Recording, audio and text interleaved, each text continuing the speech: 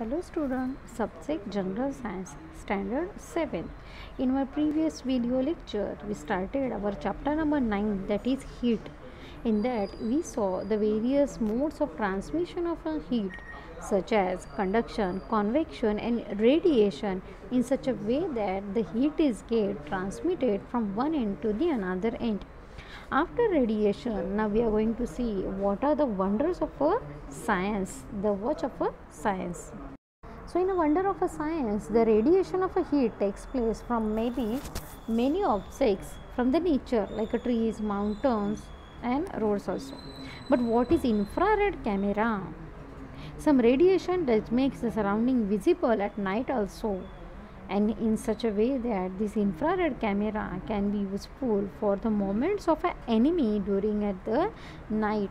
अशा इन्फ्रारेड कॅमेऱ्याचा वापर करून आपण अगदी अंधार रात्रीसुद्धा एखाद्या शत्रूचा शोध सहज घेऊ शकतो विजिबिलिटीने. बघा, these are the things that are absorbed by the object, this infrared, and that is part is reflected, and that ability of a substance get absorb the heat that is depend upon the color and intrinsic properties. म्हणजे absorb करणं आणि reflection देणं अशा सायन्सच्या माध्यमातून आपण सहज पद्धतीने इन्फ्रारेड ह्या find out the good conductors and bad conductors of the heat.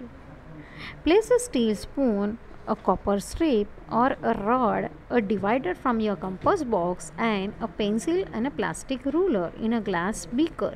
एका काचेच्या बीकरमध्ये आपल्याला या सगळ्या वस्तू ठेवायच्या आहेत. कोणकोणते आहेत बघा? स्टील स्पून, कॉपर स्ट्रीप किंवा रॉड, डिवायडर आपल्या कंपसमध्ये असणारं, त्याचबरोबर पेन्सिल आणि ruler. Pour hot water in that beaker, wait for a while and touch the outer end of each object. Record your observation. आता आपण घेतलेल्या या सगळ्या वस्तूंमध्ये कोणकोणत्या वस्तूंमधून आपल्याला तीव्र उष्णता जाणवू शकते रे? अर्थातच steel spoon, copper strip, they can be gives the heat easily. But the plastic ruler as well as pencil, they cannot be transmitted heat outside. Record your observation in the table given below. दिलेल्या टेबलमध्ये आपल्याला हे सगळे ऑब्झर्वेशनची नोंद करायची आहे. Such a various science things we are seen in our day-to-day life also. अगदी आपल्या मोबाईलमध्ये वापरला जाणारा कॅमेरासुद्धा आहे सायन्सचाच एक आविष्कार म्हणता येईल. In such a way that using such a properties we can see the radiation of a light. Some experiments are given here. We conclude from this experiment that is some objects are good conductors while some are the bad conductors of the heat. The heat is get easily conducted through the copper strip but not through a plastic wood or a plastic scale or a wooden pencil. We can hold the glass tumbler and china cup full with the hot tea easily in our hand, but not a steel or copper for the tea to pour in that. आपण आपल्या घरगुती दैनंदिन जीवनामध्ये पण घरी वापरणाऱ्या वस्तूंमध्ये पण विद्यार्थ्यांना बऱ्याचशा गोष्टी ह्या काचेच्या किंवा चायना कपच्या आपण वापरतो. गरम वस्तूंसाठी आपण कोणत्याही प्रकारचं धातूचं, स्टीलचं किंवा मेटलचं भांडं वापरत नाही. का वापरत नाही? अर्थातच आपल्याला हाताला भाजू शकतं, म्हणजे त्यामधून जास्तीत जास्त तीव्र उष्णता कंडक्ट होऊ शकते. साध्या उदाहरणामधून पण आपल्याला हे समजावून घेता येतं की कशा पद्धतीने heat is conducted from one end to the another end.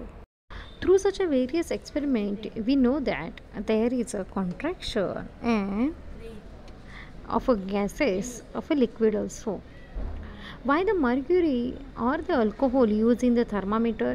Because they having the more heat capacity to consume them. जास्तीत जास्त उष्मांक असल्यामुळे त्यांचा उत्कलन बिंदू अगदी उच्च असल्यामुळे मर्क्युरीसारखे काही घटक हे आपल्याला थर्मामीटरमध्ये बघायला मिळतात. Next, the great scientist Sir John Devore was the Scottish scientist. He made a first thermos flask thermos flask जो आपण दैनंदिन जीवनामध्ये आपल्या वापरतो त्याचा प्रथमतः शोध ह्या सायंटिस्टद्वारे लागला. आता हा थर्मास फ्लास्कची रचना कशी असते, त्याचं आतमधून फंक्शन कसं होतं ते आपण बघूया. बघा, this the double walled flask you have seen the thermos flask used for keeping tea, coffee, milk etc. वापर हा गरम पदार्थ गरम ठेवण्यासाठी किंवा थंड पदार्थ थंड ठेवण्यासाठी केला जातो. And the thermos flask is made by this scientist in 1892. That is why it's called Dewar flask.